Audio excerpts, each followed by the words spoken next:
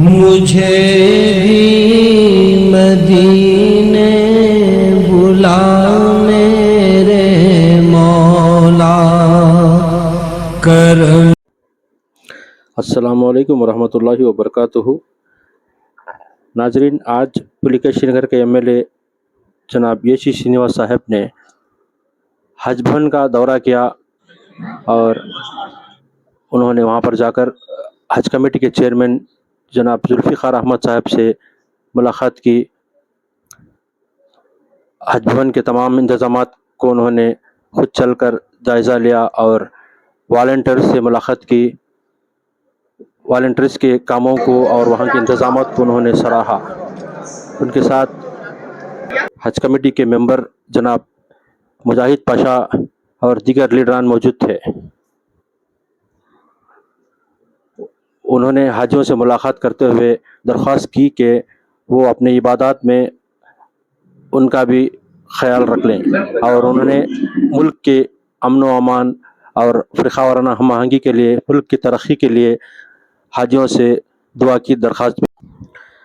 जनाब येशी श्रीनिवास साहब ने खुद चलकर तमाम काउंटर्स पर वॉलंटियर्स के कामों का जायज़ा लिया और वॉलंटियर्स की खूब खुलकर तारीफ की।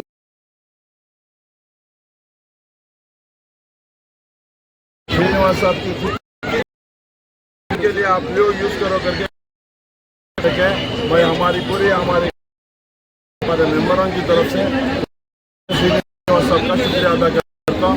अल्लाह सुब्हान तआला इनको और दर्जा। हर साल हमारे हाजियों के लिए आते हैं कुछ दिल से और आने वाले दिनों में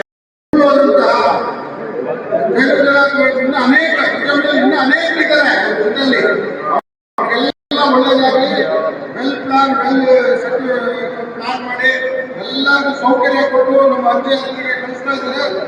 ಎಲ್ಲ ವಾಲಂಟಿಯರ್ಸ್ ಎಲ್ಲ ಒಳ್ಳೆಯದಾಗಲಿ।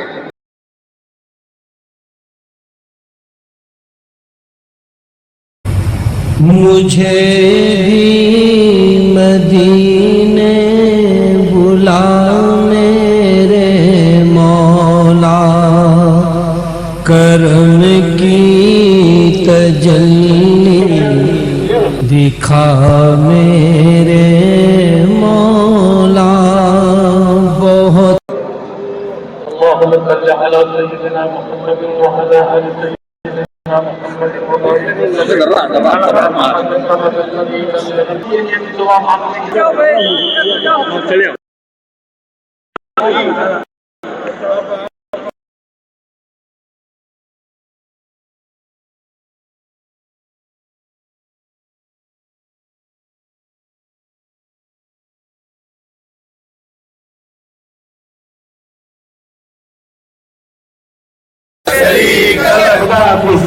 ಎಲ್ಲರಿಗೂ ನಮಸ್ಕಾರ। ಇವತ್ತು ನಮ್ಮ ಪವಿತ್ರವಾದ ಹಜ್ ಯಾತ್ರೆಯಲ್ಲಿ ನಮ್ಮ ಹಜ್ ಯಾತ್ರೆ ಸಮಿತಿಯಿಂದ ಇವತ್ತು 10ನೇ ಫ್ಲೈಟ್ ಈಗ ತಾನೇ ನಮ್ಮ ಟಿಪ್ಪು ಅವರು ಅಧ್ಯಕ್ಷರು, ನಮ್ಮ ಮುಜಾಹಿದ್ ಭಾಯಿ ಮತ್ತು ಅವರೆಲ್ಲ ಜೊತೆಲಿದ್ದ ಸಂಘಟಕರೆಲ್ಲ ಸೇರಿ ಇವತ್ತು ಬಸ್ಗಳನ್ನು ಈಗ ತಾನೇ ಕಳಿಸ್ಕೊಟ್ವಿ। ಎಲ್ಲರೂ ಸೇಫಾಗಿ ಆ ದೇವ್ರ ದಯದಿಂದ ಸೇಫಾಗಿ ಹೋಗಿ ದೇವ್ರ ದರ್ಶನ ಮಾಡಿ ಪ್ರಾರ್ಥನೆ ಮಾಡಿ ನಮಗೂ ನಮ್ಮ ದೇಶಕ್ಕೂ ನಮಗಿರೋ ಕುಟುಂಬಕ್ಕೂ ಒಳ್ಳೇದಾಗಲಿ ಅಂತ ಕೇಳ್ಕೊಂಡು ಬರ್ತಾರೆ। ಅವರು ಸುಖಕರ ಇರಲಿ ಅಂತ ದೇವರಲ್ಲಿ ನಾನು ಪ್ರಾರ್ಥನೆ ಮಾಡಿ। ವ್ಯವಸ್ಥೆಗಳು ಹೇಗೆ ಕಾಣಿಸ್ತು ನೋಡಿ, ಇವತ್ತು ಹಜ್ ಯಾತ್ರೆಯಲ್ಲಿ ವೆರಿ ವೆಲ್ ಡನ್ ವ್ಯವಸ್ಥೆ। ಅವರು ಇವತ್ತು ಹಜ್ಗೆ ಹೋಗೋರು ಇಲ್ಲಿ ಬಂದ್ಬಿಟ್ಟು ಒಂದು ಸೂಟ್ ಕೇಸ್ ಇಟ್ಬಿಟ್ಟು ಆರಾಮಾಗಿದ್ದರೆ ಸೂಟ್ ಕೇಸಿಂದ ಚೆಕ್ಇನ್ನಿಂದ ಸೂಟ್ ಕೇಸ್ ಪ್ಯಾಕಿಂಗಿಂದ ಹಿಡಿದು ಸ್ಟ್ರೈಟ್ ಫ್ಲೈಟ್ಗೆ ಹೋಗುತ್ತೆ। ಇವರು ಆರಾಮಾಗಿ ಇಲ್ಲಿ ಬಸ್ ಹತ್ತಿದ್ರೆ ಫ್ಲೈಟ್ ಒಳಗೆ ಕುತ್ಕೊತಾರೆ, ಅಲ್ಲಿ ಹೋಗಿ ಹಜ್ಜಲ್ಲಿ ಇಳಿತಾರೆ।